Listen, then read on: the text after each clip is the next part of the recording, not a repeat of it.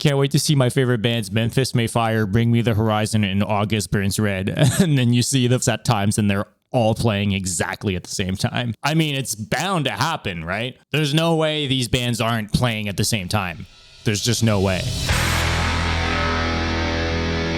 Let's jump into When We Were Young, okay? Because this thing was announced, was speculated upon, doubled in size, was sold out all within a week. They created their Facebook page on January 4th, 2022. This page has 90,000 people that like the page. And we're not talking about like, it's not a band or anything, right? It's just it's a festival page. It's like going to, I don't know, Monster Energy Tour, like their Facebook page is kind of, anyways.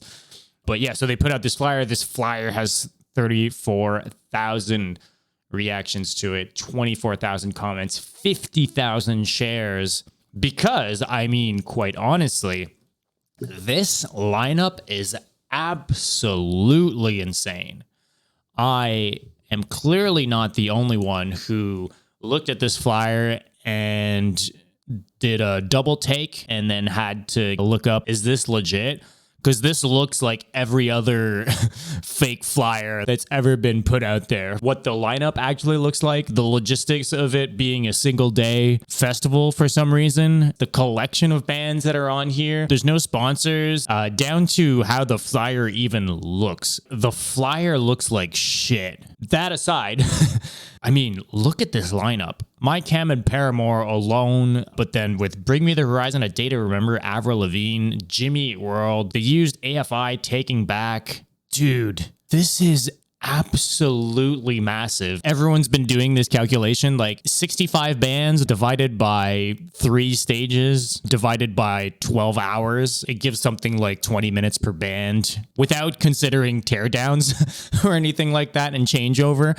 So yeah, there is that kind of logistical side to it that just doesn't really seem to make sense. They announced it, I think, like on the Monday or Tuesday, and then on the Friday was when the tickets were actually going out. They were touting the pre-sales, and then it just went online for sale, and then they posted this thing, experiencing very high demand. Please be patient in the waiting room. As the pre-sales were selling out, second show added due to the overwhelming demand. We have decided to add a second day, same lineup each day. I guess they were anticipating it because apparently in the code of the website, there was a mention of a second day. So a lot of people were then speculating that maybe the bands would be split up on 2 days, and that would have taken a lot of the questioning out of the equation. It's weird that they wouldn't announce it as immediately as being a 2-day thing, kind of split on 2 days. And even if you look at the flyer, you kind of see like it seems like 2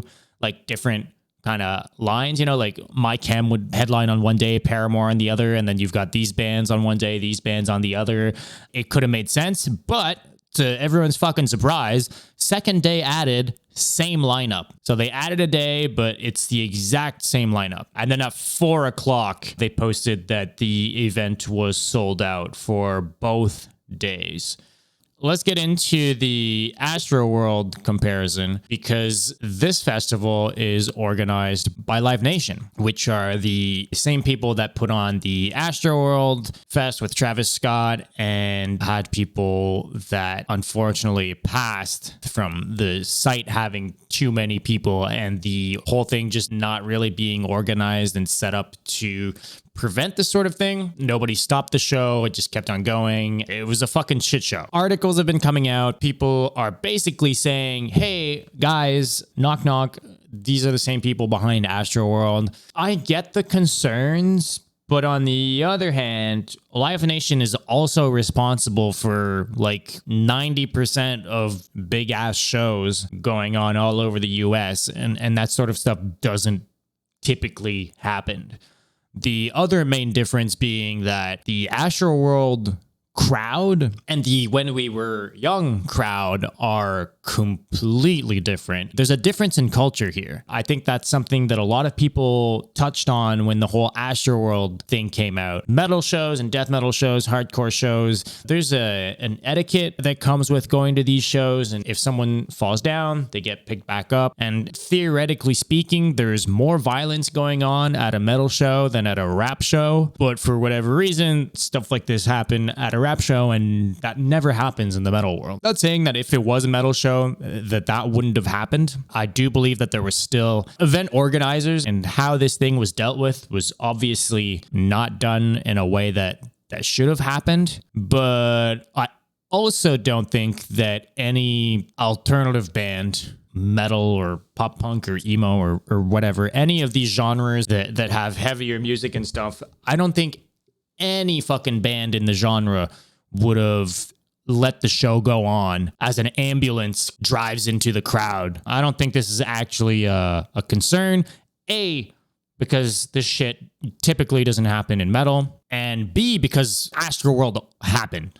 I doubt they're going to do the same thing twice in a matter of a year. That'd be kind of fucked up. That being said, I've seen other people complain about it being a Live Nation show for other reasons. They're the big dogs and they don't really care about this type of music, but because they see that there's a big market for this stuff right now, because there's a big revival of everything pop punk and emo, that they're capitalizing on that. If anyone else could pull it off, by all means, do it. No one's stopping anyone from trying to put these lineups together. I mean, clearly, whoever's organizing this thing knows what the cool bands are and what the cool bands aren't, because they put together a wicked as fuck lineup. So, like, it's just cool. Regardless of where it comes from, it's kind of always one of those discussions that people have. Let's keep the alternative bands small. They should only work with the smaller labels and the smaller promoters and the people that are independent and and I'm like,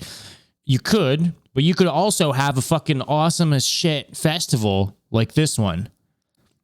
Because there's only someone like Live Nation that's able to pull together so much money and such a huge amount of logistics to be able to put together a festival like this where no independent would be able to.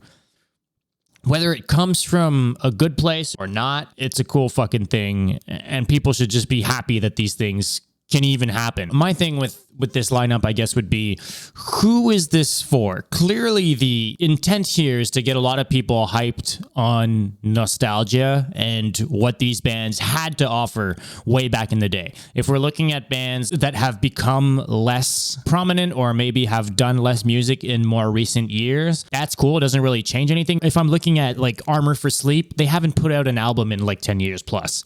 So they're obviously going to play the songs from back in the days. But what does this mean for Bring Me the Horizon or even Paramore? Paramore explicitly doesn't play old material anymore. Is Avril Lavigne going to just play some of her older material, or she's only going to play whatever hot new shit she's got going on right now, right? So it's aimed for the nostalgia, but in the same breath, usually this sort of thing, I would have expected Bring Me the Horizon playing Pray for Plagues in its entirety, exclusive to When We Were Young, you know? But there's not a single mention of that on this flyer, and not a single mention of that on any of these bands' social medias. So that's what I find weird about this thing. Because if every single one of these bands just shows up and plays whatever set list they've usually got going on like today, then it kind of defeats the purpose of what this festival is all about, what the crowd really wants out of this thing. So it's kind of weird. It's cool to see all these bands together, but I have a feeling that some people are going to be slightly annoyed and disappointed by the fact that all these bands are probably going to be playing some of their more recent material. There's like a disconnect, I feel, with how this thing is brought up. It's obviously presented as a nostalgia thing, but at the same time, not enough. Like, it's not assuming it. Like, they should have gotten some of these bands to say, like, okay, we're going to play this album in full. This is a special set specifically for this fest. I think maybe Live Nation is like, there's so many cool bands that we don't even have to get into any of that because this thing is going to sell out regardless. Maybe that's what's going on.